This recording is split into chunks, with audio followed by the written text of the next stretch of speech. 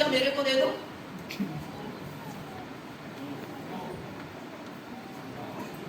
नहीं दोगे?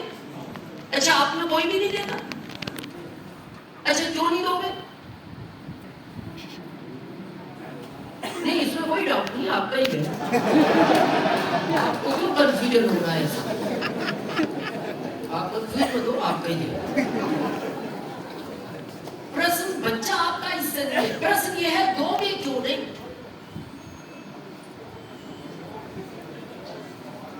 पाला पोसा है, अच्छा जवाब है, पाला पोसा। अच्छा है, और कोई? बुढ़ापे का साथ, और कोई? हाँ, उससे प्यार करते हैं, अच्छा जवाब। मैं ये अक्सर पूछता हूं, तो मेरे को कोई ये भी कहता है सर कैसे देते हैं, हम उस आदमी को नहीं जानते, अनजान आदमी, बात तो अच्छी है। दूसरा कोई कहता है ये क्या गारंटी है मेरे से अच्छा पाल लेगा। अब बहुत सोच समझ के जवाब देना। जिस लड़की से आपने शादी की है, इसको भी कोई प्यार करता था आपके पहले, जिसने पाला है इसको। उसके पिता भी सोच सकते थे कि सामने वाला मेरे जैसा पालेगा, ये क्या गारंटी है। पहले दिन तो आप उसके लिए अनजान थे, वो भी सोच सकता था। आपको क्या लगता है ये शादी कोई परंपरा? ये बहुत जिम्मेदारी का काम है। अगर उस पिता ने आपको बेटी दी है, इसलिए दी है, आप उससे अच्छा ध्यान रखोगे, उससे अच्छा पालोगे, उससे ज्यादा प्रेम करोगे। ये इतनी जिम्मेदारी का काम है। पत्नी की आंख में कभी पति की वजह से आंसू नहीं आना चाहिए। उसको कार चाहिए दिलाओ, फर्ज है आपका। उसको घर चाहिए दिलाओ, बहने चाहिए दिलाओ, कपड़े चाहिए दिलाओ। ये नहीं कह सकते मैं क्या करूं, मेरी तो सैलरी 75,000 है, तो उस समय सोचते ना शादी क्यों की, मना कर देते। आपके हाथ में थी ये बात। तो ये बात मैं पता है क्यों कह रहा हूं, ये सर्वे है, बहुत सारी संस्थाएं सर्वे करती है भारत का। 60% महिलाएं आज भी घर में अकेले रूम में बैठ कर घंटों तक रोती है। और याद रखना, जिस घर में पत्नी की आंख से आंसू गिरता है, उस घर में कभी लक्ष्मी निवास नहीं करती, उस घर से लक्ष्मी रुष्ट होकर निकल जाती है। जिन बच्चों को इस दुनिया में लाए, ये किसकी जिम्मेदारी थी? आप 4 पाल सकते 4 लाने थे, 2 पाल सकते 2 लाने थे, नहीं पाल सकते नहीं लाने थे। अब ये नहीं कह सकते क्या करें सर, पढ़ाई बहुत महंगी है, फीस कौन भरेगा। अरे फीस नहीं भर सकते तो घर में इनको क्यों भरा? ये क्या आसमान से आए थे? ये तो आपके हाथ का कंट्रोल था। मेरे से बहुत लोग पूछते हैं सर आपका एक ही बच्चा, क्योंकि मेरे तीनों भाइयों के एक के 2, 2 के 3 3 है। हाँ एक ही है सर, एक ही क्यों? तो मैंने कहा ये कोई पता था भविष्य में आरसीएम मिलेगा? भाई मेरे को ये पता था जॉब है, मैं एक को पालूं, यही बहुत बड़ी बात। अगर मेरे को ये पता होता भविष्य में आरसीएम मिलेगा, मैंने कहा फिर एक नहीं होता, क्रिकेट की टीम घर में खेलती। भाई फिर तो ये पालता ना, फिर मेरे को कोई पालता, आरसीएम पालता। ये जिम्मेदारी है आपकी, जिससे हम बच रहे हैं। वो बच्चा 5,000 के खिलौने की जिद करता है, आप कहते हो बेटा टूट जाएगा। क्या टूट जाएगा? जेब टूटी हुई है आपकी, खिलौना नहीं टूटेगा। और सबसे बड़ी जिम्मेदारी इन माता पिता की। आपको पता है, रामकिशन सर को याद होगा, पहले गांवों में कम उम्र में शादी करते थे, लगभग 13-14 साल। आपको पता है क्यों करते थे? इसलिए करते थे, इस शरीर में बच्चे की ताकत है, जल्दी शादी हो जाएगी, इसके बच्चे जल्दी हो जाएंगे। तो इसके शरीर में ताकत है, तो ये बच्चों को पाल लेगा, और जब ये बूढ़ा होगा बच्चे इसको पाल लेंगे। इसलिए कम उम्र में कर। आजकल तो वो फैशन बन गई, 30 साल 35 साल ये फैशन है। मैं विरोध में हूँ इसमें। 40 साल, मेट्रो सिटी में 50 साल में शादी हो गई। अब ये 50 में शादी करता है, 52 में इसके बच्चा हुआ।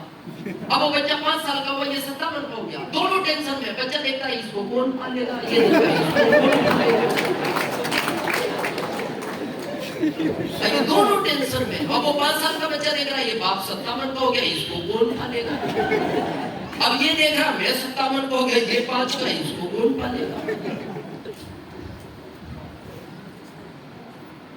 दुख इस बात का है, आदमी पैसे के लिए, माता पिता ने इसलिए कम उम्र में शादी की थी कि बुढ़ापे में आप इनके साथ रहो। और भारत के 60% बच्चे पैसे के लिए अपने माता पिता को छोड़कर बुढ़ापे में चले जाते हैं दूसरे राज्य या दूसरे देश में। आपको पता है ये माँ गांव की अनपढ़ होती है, ये रो पड़ती है, कई बार अपने पति से बात करती है, क्यों भड़क के उसको, क्यों कम उम्र में शादी की, इसलिए की कि हमें छोड़ के चला जाएगा बुढ़ापे में।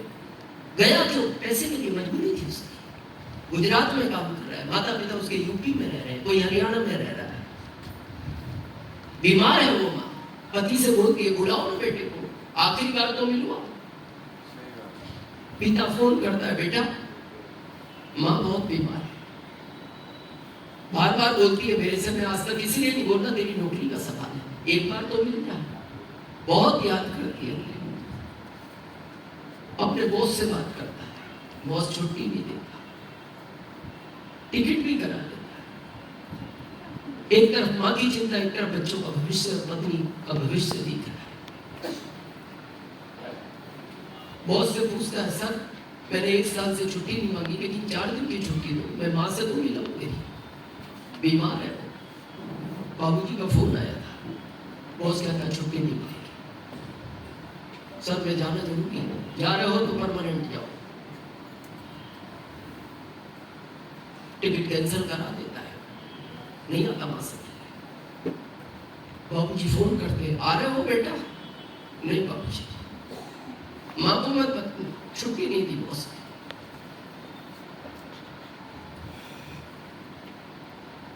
मां को जब ये खबर मिलती है 3 बाद वो दुनिया छोड़ देती है।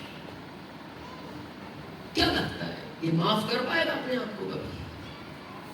क्या ये मां उसको कभी माफ कर पाएगी? मेरा एक ही कहना है, आरसीएम को सम्मान के लिए मत करना, आरसीएम को पिन के लिए मत करना, किसी चीज के लिए करना या मत करना, पर आरसीएम को इस चीज के लिए जरूर करना कि मैं बुढ़ापे में हमेशा अपने माता पिता के साथ रहूंगा।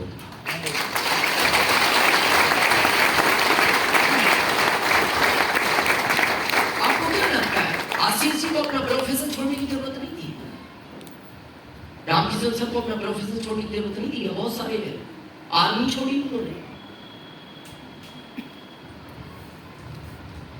मैंने भी अपना जॉब छोड़ दिया, जरूरत नहीं थी।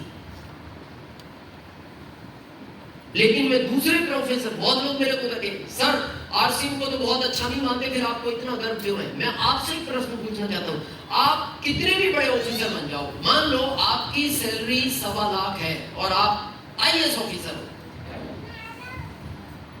भगवान न करे कल से कोई घटना आपके साथ घटे और ये कड़वा सजे जो आया है हो जाएगा, क्या आपकी पत्नी को आईएएस बनाया जाएगा आपकी जगह? क्या आपकी पत्नी को ये 1.25 लाख आना शुरू होगा? मैं एक आपको अभी ताजी घटना बताता हूँ। कुछ समय पहले हमारे ग्रुप में जौनपुर से एक एमरल्ड हुए चौहान साहब, पंकज चौहान जी, मार्च में एमरल्ड हुए। उनकी हेल्थ बचपन से खराब रहती थी, लेकिन वो पढ़ने में इतने तेज थे, जिस फील्ड का आप उनसे पूछो, और वो उस समय आईएएस की तैयारी कर रहे थे। तो इसी तरह की मीटिंग में कोई उनको ले आया, मेरे को याद नहीं, जौनपुर में मेरी कोई मीटिंग होगी, उस मीटिंग में वो बैठे, उन्होंने आरसीएम ज्वाइन किया, पढ़ाई को धीरे धीरे कम कर दिया, आरसीएम में रॉयल्टी पर, स्टार पर एमरल्ड हो गए, और कोरोना के टाइम उनकी डेथ हो गई। जब वो एमरल्ड हुए 1,63,000 का चेक था उनका। मेरे बिजनेस पार्टनर थे, और मैं ये रियल घटना बता रहा हूँ, मैं अपनी जिंदगी में इतना परेशान कभी नहीं हुआ जितना चौहान साहब के जाने के बाद हुआ।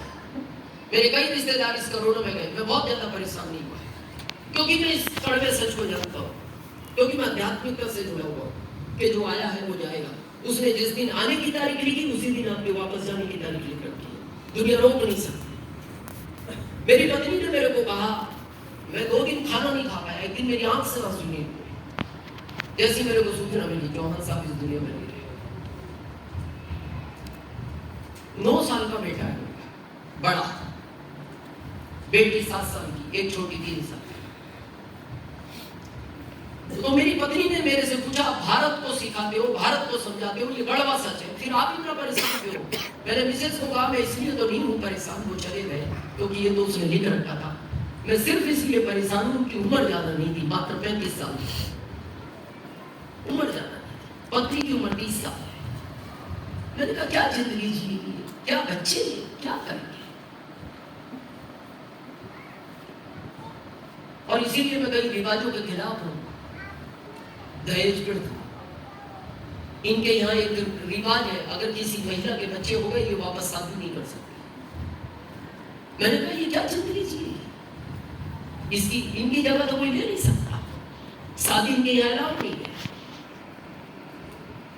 मान लो ये आरसीएम में नहीं होते, मैं गारंटी से बोलता हूँ, चौहान साहब IAS ऑफिसर होते, इतना टैलेंट था उनमें, हर चीज का ज्ञान था, जिस क्षेत्र का पूछो आप, आयुर्वेदिक का, एलोपैथिक का, हर चीज का ज्ञान था, बहुत टैलेंटेड थे। मैं आपसे पूछता हूं, अगर वो IAS अधिकारी होते, ये घटना तो तब भी घट गई थी क्योंकि उसने लिख रखा।